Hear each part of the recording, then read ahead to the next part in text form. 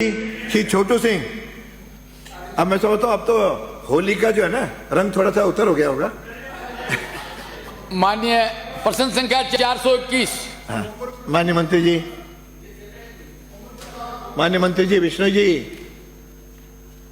आपको देने ना उत्तर होगा। हाँ तो बताइए ना। माननीय अध्यक्ष महोदय, प्रदेश में वर्तमान में रिको द्वारा कुल 425 औद्योगिक क्षेत्र स्थापित किए गए हैं। स्थापित औद्योगिक क्षेत्रों का संख्यात्मक विवरण परिशिष्ट 1 पर संलग्न है। जी हाँ, औद्योगिक क्षेत्र में उद्योगों को बढ़ावा देने के लिए उक्त व अन्य महत्वपूर्ण आर्थिक वाणिज्यिक सेवाओं का होना आवश्यक है। राज्य सरकार विविध पहलुओं का अध्ययन कर विभिन्न आर्थिक वाणिज्यिक गतिविधियों को उद्योग की श्रेणी में सम्मिलित करती है।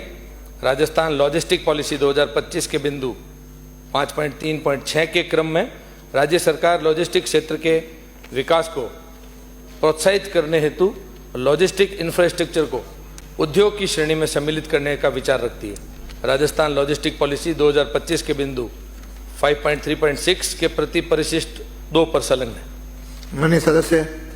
माननीय अध्यक्ष जी, मैं आपके माध्यम से मंत्री जी से निवेदन करना चाहता हूं कि पोखरण एक ऐसा क्षेत्र है जहां की टेराकोटा नाम का एक मिट्टी का बहुत बड़ा हब है और वहां की मिट्टी इतनी प्रसिद्ध है कि वहां के कुम्हार समाज, प्रजापत समाज, वो उसके खिलौने भी बनाते हैं, बर्तन भी बनाते हैं। क्या सरकार उन जो आज से पूर्व बनाने वाले कारीगरों को बढ़ावा देने के लिए वहां की मिट्टी को आरक्षित करके उन लोगों को उस लीज की जगह आरक्षित करके लैंड देना चाहती है, मिट्टी निकालने का विचार रखती है या नहीं? पहला क्वेश्चन ये है।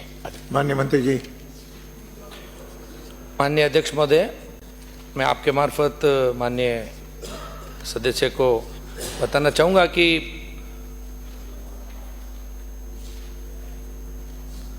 पोखरण में जो मिट्टी उद्योग का आप सदस्य जिक्र कर रहे हैं, ये पोखरण की पारंपरिक कुम्हार कला है और विशेष रूप से मिट्टी के जो प्रसिद्ध स्थानीय जो रेगिस्तानी संस्कृति और प्राकृतिक संसाधनों का संयोजन करती है। पोखरण की मिट्टी में बनी पोट्री के प्राकृतिक और मृदु रंगों का इस्तेमाल होता है जो इसे एक विशेष आकर्षण देता है।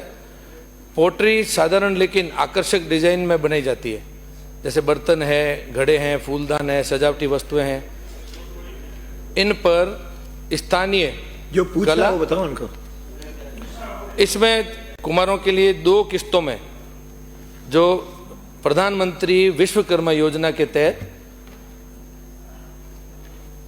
कुम्हारों के प्रोत्साहन के लिए राज्य सरकार के द्वारा बजट की घोषणा करके जो प्रधानमंत्री जी की तरफ से 5% रियायती ब्याज दर पर 3 लाख रुपए की जो मदद कुम्हारों के लिए की जाती थी, उसको माननीय भजनलाल जी ने राजस्थान के बजट घोषणा 2025-26 में बिंदु संख्या 70 पर प्रदेश के जो माटी कला बोर्ड से जुड़े हुए कलाकार हैं उनको सामाजिक सुरक्षा प्रदान करने के लिए, उनके उत्थान के लिए प्रारंभ की गई योजना को वृहद रूप देते हुए आगामी वर्ष 2025-26 में 2000 इलेक्ट्रिक चाक और मिट्टी गूंदने की मशीनें भी उपलब्ध कराने का प्रावधान रखा है।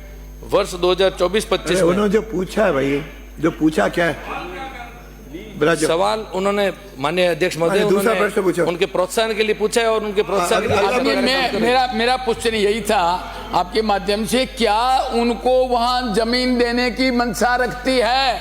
मिट्टी नहीं निकालेंगे तो बर्तन कहां से बनेंगे, खिलौने कहां से बनेंगे? आदरणीय, मेरा निवेदन आपके माध्यम से कि वहां उनको आरक्षित लैंड दी जाए। मेरा जो प्रश्न आ गया ध्यान में, बताइए कोई उत्तर इनके इस लाइन का जमीन उपलब्ध कराएगी कि नहीं? माननीय अध्यक्ष महोदय, जैसलमेर जिले के अंदर अलग अलग 7 इंडस्ट्रियल एरिया, वहाँ पर पूरे जैसलमेर जिले में 6 इंडस्ट्रियल एरिया वहाँ पर है और पोखरण के अंदर एक नया इंडस्ट्रियल एरिया भी प्रस्तावित है। जमीन की उपलब्धता होने के बाद में इस दिशा के अंदर विचार किया जाएगा, क्योंकि पोखरण के अंदर अभी जो इंडस्ट्रियल एरिया है वहाँ पर सभी आवंटन, जमीनों का आवंटन हो चुका है। जो नवीन प्रस्तावित इंडस्ट्रियल एरिया उसके अंदर उसके ऊपर विचार किया जाएगा। अगला हो गया, दोनों हो गए। नहीं हुक्म, ये तो वही क्वेश्चन है। आदरणीय, निवेदन ये है कि पोखरण के आसपास किसानों के लिए ऑर्गेनिक खेती का एक विशेष कारण है और वहाँ किसी प्रकार का कोई व्यवरास नहीं है। क्या सरकार वहां वेयर हाउस बनाने की मंशा रखती है तो कब, नहीं तो क्यों नहीं? माननीय अध्यक्ष महोदय, मैं आपके मार्फत माननीय सदस्य को बताना चाहूँगा, जैसा कि मैंने अभी राजस्थान लॉजिस्टिक पॉलिसी का अभी मेरे माननीय सदस्य को उत्तर भी दिया है, तो आने वाले समय में जो नया इंडस्ट्रियल एरिया प्रस्तावित है उसमें यदि उद्योगों के प्रोत्साहन के लिए किसानों को ध्यान में रखते हुए वहाँ पर वेयर हाउस की कोई आवश्यकता ध्यान में लाई जाएगी तो उस दिशा में सरकार विचार करेगी।